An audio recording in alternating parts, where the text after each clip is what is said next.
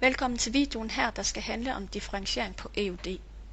Jeg hedder Anne og underviser i erhvervspædagogik på USA Syd, hvor jeg er ansat som lektor. Differentiering kan man sige handler om at tage udgangspunkt i elevernes personlige, sociale og faglige forudsætninger. Vi har altså en fælles praksis og nogle fælles mål, men det er ikke sikkert, at eleverne opnår de her mål på samme niveau. Lad os tage et eksempel fra kokkelinjen. Alle skal lære at filetere fisk. Nogle lærer det dag 1, andre elever skal prøve flere gange, og der er nogle elever, der bliver virkelig dygtige til det, mens andre bliver knap så dygtige. Men det handler altså om, at alle skal blive så dygtige, som de kan.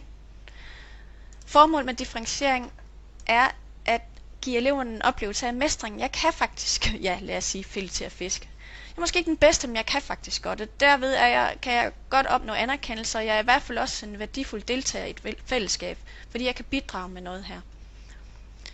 Derfor kan man også sige, at differentiering fremmer inklusion og forebygger social ulighed. Og det er også derfor, det står i loven om erhvervsuddannelser, at skolerne skal fremme undervisningsdifferentiering. Det står flere gange i den her lov. Og hvad er det her undervisningsdifferentiering så for noget? Ja, jeg vil give et eksempel fra mit eget liv. Her ser I mig med et billede af min far. Og i gamle dage, der var skolen delt, kalder man det for.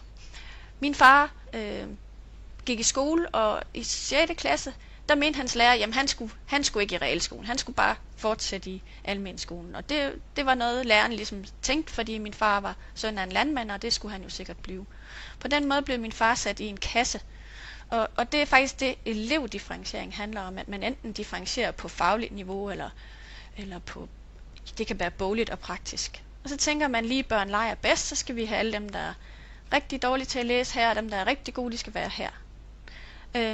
Overfor det billede her står et princip om undervisningsdifferentiering, hvor I kan se, at alle med forskellige niveauer og forudsætninger er på et blandet hold. Og det er altså et billede af de her to former for differentiering, hvor niveaudeling eller elevdifferentiering, det er, hvor vi tænker, at vi har en gruppe, hvor der er de samme forudsætninger, de kan opnå de samme mål, og de kan sagtens arbejde på forskellige måder. Overfor det står det her princip om undervisningsdifferentiering, hvor vi blander eleverne.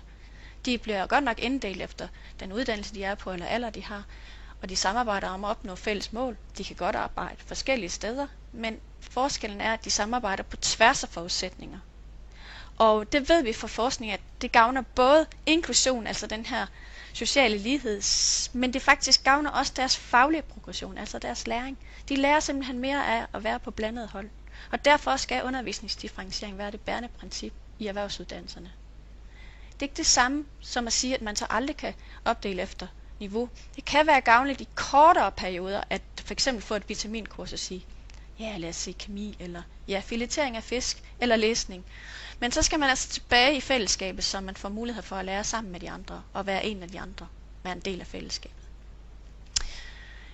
Der er flere veje til differentiering, men det lykkes bedst ved fælleshjælp.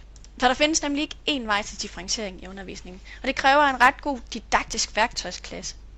Det kan man få selvfølgelig ved at gå på efter- og videreuddannelse eller læse tykke bøger, men et vigtigt element er, at det bliver en fælles opgave for hele skolen, altså inklusive ledelsen, så man arbejder med at dele, spille hinanden gode, dele gode opgaver og dele kendskab til hinanden, til eleverne, og samarbejde om at spille dem gode. Undervisningsdifferentiering er og bør være et princip. Det vil sige, det er ikke en særlig metode, men det er en særlig måde at tænke på den her med, at eleverne skal være fælles på tværs af forudsætninger. Det kræver, at lærerne er proaktiv. Man skal altså både før undervisning tænke over, hvad er det for nogle elever, jeg skal møde. Det kan man jo have. Man kan jo have allerede en forhåndsviden om det, men med kendskab til dem, men man kan også screene dem. Og så kan man tænke i sin planlægning og undervise på forskellige måder. I undervisningen skal man jo kunne agere og tage nogle beslutninger her nu. Okay, det er for svært, jeg tænker lige barn, eller der skal gives en ny opgave her, eller hvad det nu kunne være. Når man er færdig med undervisning, så er det at evaluere en rigtig god ting i forhold til differentiering. Så finder man jo ud af, jamen, har jeg egentlig ramt plet? Nåede de mål, vi havde opstillet, og hvorfor ikke? Og en god idé er faktisk at spørge eleverne om, hvad de har lært, eller hvad de ikke har lært, og hvorfor. Her, du kan pause skærmen og tænke over, kan man sige, principper eller retninger, man kan tænke i, når man skal differentiere. Altså i processen kan der være forskellige krav, skal de have forskellige arbejds- og læreprocesser, tid og rammer, opgaver og delmål, skal de være helt ens, de opgaver, skal jeg forvente, de når de samme mål. Indholdet, hvad er det her? Det er need to know, og så er der noget, der er nice to know, som der måske er nogen, der kan lære at tage til sig. I formidlingssammenhæng er der så brug for, at der er nogen, der skal have det på en video, hvor de skal have flere eksempler, det skal være visuelt, der skal være nogle billeder, eller skal der simpelthen være noget mere instruktioner og fælles snak, før hvis jeg sender dem ud med de her opgaver. Så hjælp, altså kan de hjælpe hinanden? Skal jeg hjælpe dem mere? Er der noget, jeg sætter i gang, og så er der nogen, der skal have en ekstra instruktion, osv. Til sidst vil jeg sige, du skal huske på, at undervisningsdifferentiering er ikke det samme som individualisering. Det er altså ikke det samme som en mandsopdeling. Jeg skal ikke finde på 20 forskellige opgaver til 20 forskellige elever, men nærmere at tænke i, de skal alle sammen lære at lave armbøjninger, nogle gør det på knæ, andre på tær, og nogle kan tage 20, andre kan tage 3. Det handler om at skabe mange muligheder for at lære noget på. Og selvom det er et fælles stof, fastlagt i bekendtgørelser, vi kan lære, så kan vi altså lære det på mange måder. De kan tilegne sig faget på forskellige niveauer, men de skal nå så langt, som de kan.